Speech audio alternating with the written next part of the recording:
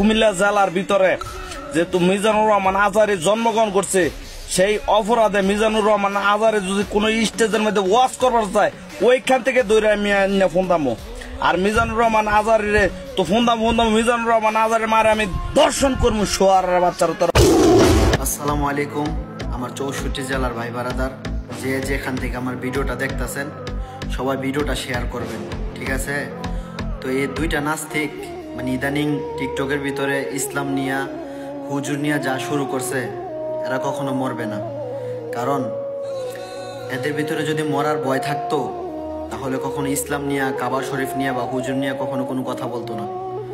তো আপনাদের কাছে আমার একটা অনুরোধ, ভিডিওটা সবাই শেয়ার করবেন, আমার ভিডিওটা যেন সবার কাছে পৌঁছাতে পারে। আর ওদের দুন্ডারে যা সামনে ফাইলে একদম ফারায় যেতে মাইরালায়, ঠিক আছে? কারণ এরকম নাস্তিক আমরা চাই না যে দুনিয়াতে থাকুক, যারা আমাদেরকে ইসলামকে ছোট করে কথা বলে, আমাদের ইসলামকে সম্মান করতে পারে না, তারা আবার কিভাবে মুসলিম হয়।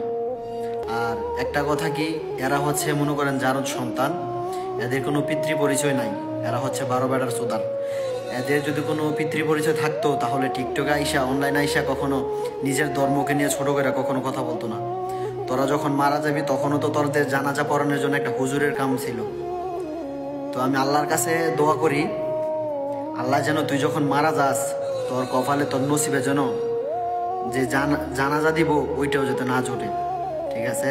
কারণ তুই আমাদের হুজুর বা মৌলবি বা আমাদের মক্কা শরীফ, কাবা শরীফ নিয়ে কথা বলছিস, ঠিক আছে? ইনশাআল্লাহ তোর বিচার হবে।